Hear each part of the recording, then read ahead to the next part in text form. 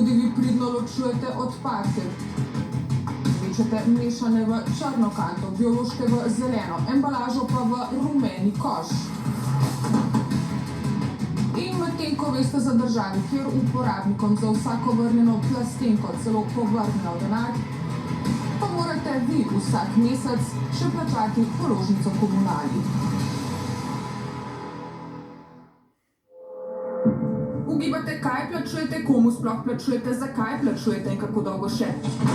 Tole položnica Ljubljanske Snage na dvočlansko gospodinjstvo vzamejo malo več kot 14 evrov za odvoz smeti. Komunala Grosuplje za 4-člansko gospodinjstvo pobere 25 evrov denimo. Pa čeprav odpadke ločujete sami. In ob tem, da nekatera komunalna podjetja uporabnikom izstavljajo visoke kazni za nepravilno ločevanje. In takole komunalne delavce ujamemo na eni od ljubljanskih ulic, ko pobirajo vsebine rumenih košev. Zakon nam nalaga, da odpadno embalažo zberemo in pripeljemo od vašega doma do naših skladišč, razložimo že Gregorič Snage. Ta strošek v bistvu pokrije uporabnik. A kmalu bi se moral zgoditi preobrat. Slovenija sledi smernicam Evropske unije, ki želi, da bi bil kavcijski sistem do leta 2029 povsod obvezen. In država je kavcijski sistem začrtala v novelo zakona o varstvu okolja. Malo preden se je poslovila, ga je potrdila Janševa vlada. Pomeni vračanje plastenk v posebej za to prirejene zbiralnike, pri čemer uporabnik dobi povrnjen znesek za embalažo. Stroške ravnanja z odpadki pa v celoti prevali na pleča proizvajalcev vseh embalaž, poudari direktor zbornice komunalnega gospodarstva. Ta strošek ne boste več imeli vi na vaši položnici, se bo umaknil, bom rekel, iz vaše položnice. A se je zapletlo, zakon so na Ustavnem sodišču zabremzali tako imenovani DROET, družbe za ravnanje z odpadno embalažo, ki od komunalnih podjetij pobirajo odpadno plastiko in jo stiskajo, sortirajo, meljajo. Tole je ena od ločevalnic odpadkov. Plastenke se ločeno zbirajo po barvi, se pravi zelene plastenke ločeno, potem prozorne in light blue plastenke ločeno. So začutili, da jim želi država odgrizniti kos dobičkonosne pogače s plastiko, čeprav mnogi od njih trdijo, da je posel s plastenkami pijač zanemarljiv v primerjavi z njihovim celotnim poslom, so potegnili ročno zavoro, tako da sta se nad členi v zakonu dve podjetji Interzero in Slovina pritožili na Ustavnem sodišču. Dali smo z vidika lastništva objektov, kot drugo smo pa dali, bom rekel, pritožbo, ustavno presojo na dikcijo člena, ki opredeljuje, da bi ravnanje z embalažo bilo prepuščeno monopolni organizaciji. Ustavni sodniki so se tukaj odzvali in zadržali določene člene zakona. In medtem, ko Ustavno sodišče še melje svojo odločitev, pa komunale DROET žugajo, da imamo vsi problem, ker na papirju odlično zastavljenega modela zbiranja ne znamo učinkovito izvajati. Še več, družbe druge očitajo izkoriščanje. Je torej ustavna pritožba zgolj manever za zavlačevanje, način, da obstoječega sistema ne bi spustili iz rok? Kako je mogoče, da država ne mora, kljub temu, da ima zakonska določila, prisiliti, da bi sistem začel delovati? Če bi predelovalci dosledno pobirali in predelovali embalažo z komunalnih zbirališč, plastiko od plastenk pa vestno vračali proizvajalcem, mi kavcijskega sistema v resnici sploh ne bi potrebovali, je prepričan Zupanc. V preteklih letih, ko je ta odpadna embalaža zastajala na skladišču komunalnih podjetij, več mesecev, tudi več let, ta embalaža ni bila več primerna za sortiranje. V njej so se zaredili ščurki, zaredili so se glodavci, ta embalaža je šla samo v mletje in v sežig. In nismo izločili, ni ene plastenke nismo izločili. A preden pretresemo, kaj se nam obeta doma, poglejmo v evropsko državo, ki je nazadnje uvedla kavcijski sistem, v Latvijo, da bi preverili, kako so organizirali zbiranje plastenk. Sva snemalcem odletela v Rigo. Latvijci so namreč s 1. februarjem uvedli kavcijski sistem in do sredine avgusta so zbrali že kar 100 milijonov odpadnih plastenk. In več kot 70% prodanih plastenk s kavcijskim sistemom trenutno dobijo nazaj v proizvodne obrate pijač. S prvo latvijsko plastenko se snemalcem srečamo že na letalu. Tukaj je lahko narisan znakec, da je ta plastenka povratna.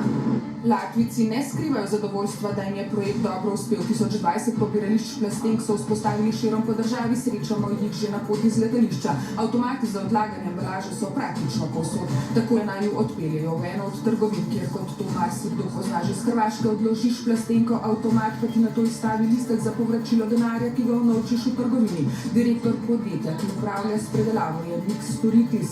And the price for each bottle will remain 10 cents? It's very important that the fee should be the same like in Lithuania or Estonia, because otherwise, imagine if in Latvia would be 20 euro cents, in Estonia 10, the Estonians would come to Latvia and would try to return that. Na drugi strani avtomatov je sortirnica. Latvijci sicer ne zbirajo le plastike, zbirajo tudi pločevinke in steklo, vse materiale ali operajo ali pa razgradijo za ponovno uporabo. And the machine knows what is glass and what... By code and not on, yeah. And then all glass fall in this compartment. Yeah, code. Yeah. Odpeljejo nas v predmestje Rige, kjer so, tako kot to želi storiti Slovenija, Latvijci iz nič ustanovili le eno podjetje, ki prevzema embalažo pijač v zbirnih centrih in poskrbi za celotno predelavo. Tu še pred letom ni bilo ničesar, glenljive, razlaga Storitis. Ustanovitelji pa so proizvajalci pijač. It's very important that government did not invest any single euro in the project. So everything was funded by producers, by industry. And how much did cost all this? The machines, where did you get them? Yeah, the counting center, the investment in the counting center equipment and IT system is roughly 4.5 million euros. Gremo v predelovalnico plastike. Česar ne morejo predelati ali znova uporabiti, prodajo v tujino, steklo gre v Litvo, pločevinke v Nemčijo. V enem dnevu takole zberejo, sortirajo in stisnejo približno 300,000 pločevink. Večino plastike pa vrnejo latvijskim proizvajalcem, kar je osnovni cilj zbiranja, plastiko zadržati doma in tako zagotoviti proizvajalcem dovolj materiala za ponovno uporabo. What would be your message for Slovenia that doesn't have this system yet? And this place is a fantastic example of efficient collection for beverage containers that can become new beverage containers if they are collected at a high level, recycled. Nazaj domov. Poglejmo, kako zdaj potuje plastenka. Ko jo odvržete, jo pobere komunalno podjetje. Odvoz vi plačate. Na deponiji, kjer jo odloži, jo pobere družba za ravnanje z odpadno embalažo. Ta plastiko stisne, razgradi, zmelje in potem je v njenih rokah, komu jo bo prodala. Nazaj podjetjem za proizvodnjo pijač ali pa v tujino, kjer je cena gotovo boljša. In prav v tujini izgine ogromno odpadne plastike. In kaj pravzaprav zdaj uvaja država z novelo zakona o varstvu okolja vnaša v sistem 100% finančno in organizacijsko odgovornost za izdelek tistemu, ki embalažo daje na trg. In druga ključna novost, 6 danes obstoječih potrebitnih embalažnih družb zakon nadomešča z eno novo, neprofitno organizacijo, ki bi ravnala z odpadno plastiko, kar je zabolelo embalažne družbe. To eno shemo bodo ustanovila podjetja, ki so proizvajalci, ki dajo na trg v našem primeru embalažo.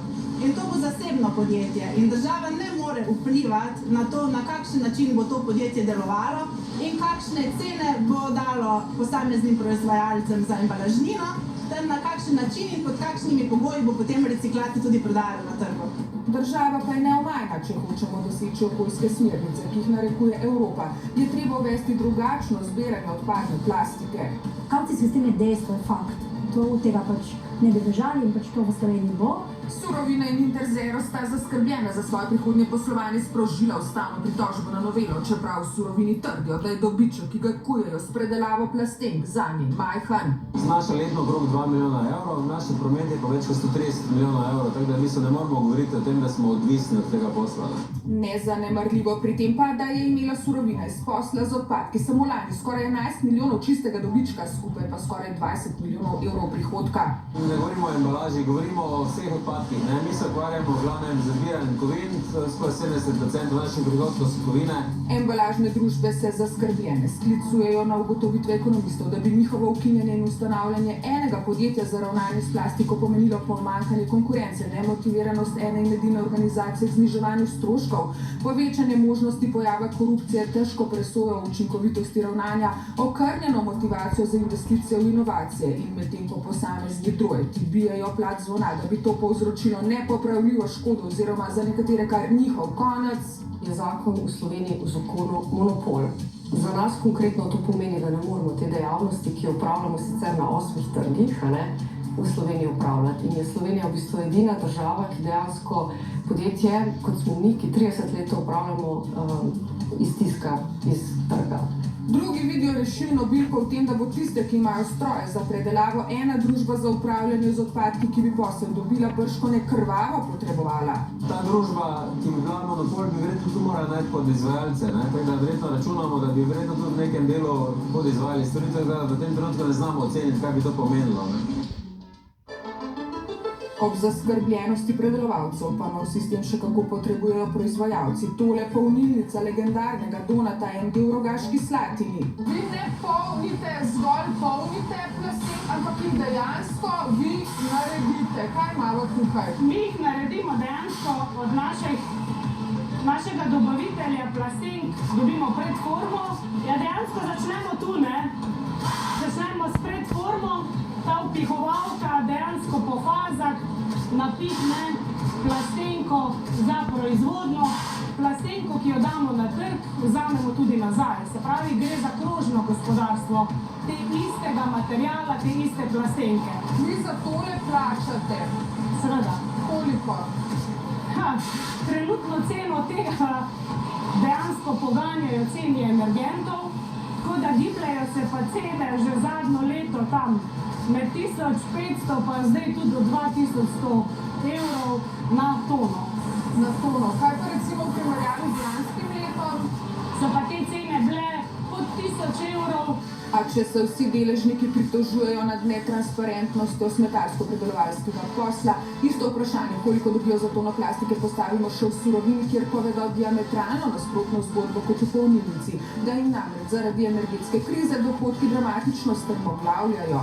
Trenutno recimo en PET, transparentni PET, ki je včasih bil vreden 1400 evrov, je danes vreden še samo 450 na tono. In ob zmedi na trgu, kjer morajo proizvajalci plastiko odkupiti od drugega, se morajo na trgu tudi z vsemi močmi boriti za materiale, ker v konkurenčnem sistemu lahko embalažne družbe tudi ne prodajo plastike nazaj proizvajalcem. Vse težje prihajamo dejansko do tega materiala, nažalost se ta material tržno obnaša tako kot vsi ostali, ni nujno, da ostane v Sloveniji. Prodajamo pa na svetovnem trgu svetovnim predelovalcem te plastike. In trg je za plastiko še kako zainteresiran, ker se je ogromno porabi za izdelavo oblačil, denimo. Evropska unija pa medtem določa tudi, da bo treba do leta 2029 nazaj v predelavo za ponovno polnjenje dobiti 90% plastenk za enkratno uporabo, z vmesnim ciljem do 2025 77% za reciklažo. Kar bo izredno težko dosegljivo brez tega kavcijskega sistema. Kavcijski sistem nam bo pa dejansko omogočal, da material, ki ga mi slovenski proizvajalci damo na slovenski trg, ostane nam v pretežni meri na slovenskem trgu. To si želimo, ker potrebujemo preprosto material. In čeprav v surovini poudarjajo, da dajejo prednost pri odkupu proizvajalcem, zakaj se pa potem borite za to? Borimo se pa prvenstveno zaradi naših strank, to se pravi industrije, ki zaupa nam na ravnanje z odpadki, da omogočimo čim cenejše izvajanje, bom rekel, stroškov ravnanja z odpadki. Pa tudi v Združenju industrije pijač opozarjajo, da je borba za plastiko precejšnja. Za nas je ključnega pomena to, da imamo prednostni dostop do materijala. Ki ga zdaj nimate? Ki ga zdaj nimamo. Boleče za proizvajalce je tudi, da očitno zaradi slabe ureditve materiali ostajajo na komunalnih zbirališčih. Zdaj zakon določa, da drojeti od komunal brezplačno pobirajo smeti vsak po svojem deležu in potem drojeti eden na drugega kažejo s prstom. Letošnji očitek je, da je vlada pozabila na člen o izravnavi, pa da je zato ena od družb puščala material na smetiščih in plastika se ni vračala k proizvajalcem. Ker je ona špekulirala z nižanjem cen na trgu do svojih zavezancev, ni finančno zmožna tega prevzeti. Vsi gledamo v luči embalaže in embalažnih problemov in težav, ki jih imamo, se pravi 6 družb in pač nedelovanje sistema na področju odpadne embalaže, to je dejstvo, to se vsako leto soočamo, zopet nam ostaja odpadna embalaža. In zato si proizvajalci želijo, da bi podobno kot v Latviji in kot zdaj nalaga na ustavnem sodišču ustavljena novela, sami upravljali s podjetjem, ki bi bdelo nad kavcijskim sistemom. Koliko bi pa morala biti potem plastenka dražja? To bo pokazala v bistvu študija. Komunalna podjetja pravijo, da s tem se bo dalo, če citiram, uro lisici začuvati, zato ker boste vi lahko razpolagali z materialom in boste v bistvu lahko tudi višali ceno, da oni so pa zdaj konkurenci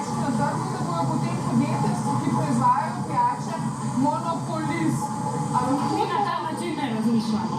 Mi razmišljamo kot proizvajalci na način, da plastični material potrebujemo, aluminija, stekleni material, se pravi, ko ga damo na trg, ga želimo nazaj. Ker bi s previsoko ceno pijače na trgovinski polici samo izgubili kupce, je še prepričana in enako meni v združenju. To bo vam povrnjeno, ker jo boste lahko naučili, ne? Kdo bo pa določil ceno v bistvu? To je ta trenutek preuranjeno. Mi, dokler nimamo mednarodne študije zaključene, vam o tem težko karkoli rečemo.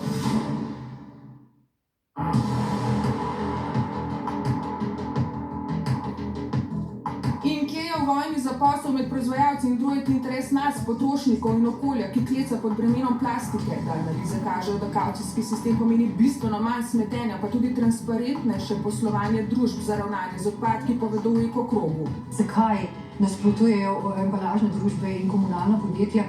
Je odgovor jasen, zato ker na trgu dosegajo seveda pločevinke in plastenke visoko ceno. In ta material potem obstoječi sistem izgublja, ker se ga preusmerja v kavcijski sistem. Za proizvajalce pa je kavcijski sistem odličen, ker pomeni tudi čistejšo embalažo, kar je tudi interes nas, potrošnikov. In zdaj mu začenjajo kimati celo komunalne družbe, ki jim zdajšnji sistem pušča smeti na dvoriščih in ki jim je konec koncev vseeno, kdo jih plača, mi uporabniki ali proizvajalci pijač. Bi en finančni mehanizem za obvladovanje masnih tokov, embalaže in tudi ostalih materialov bil bolj učinkovit in bi povečal, se pravi, količino materiala, ki kroži v družbi. A če embalažne družbe ne odstopajo na vse kriplje branijo svoje poslovne cilje, pa imamo ljudje pravico do čistega in zdravega okolja. Je njihov interes zagotovo tudi to, da se čim dalj časa odloži sprejemanje zakonodaje, ki bo vodila v kavcijski sistem, ki bi vodila v transparentnejše poslovanje in praktično v vseh državah Evropske unije, kjer se pričenjajo pogovarjati o kavcijskih sistemih, vidimo enake taktike zavlačevanja. Evropska komisija ve, da to stoji na sodišču, ker ji poročamo redno, ampak jaz upam, da bo čim prej sodišče odločeno. Za dobro vseh nas bi se morali čim prej premakniti. 450 do 1000 let traja, da plastika razpade, če jo odvržemo, da nima v gozd. PET plastenke pa so lahko reciklirane neskončnokrat, če jim dodajajo prave materiale, da ohranjajo svoje uporabne lastnosti. Mi pa zaradi ustavne pritožbe capljamo na mestu, na mrtvi točki.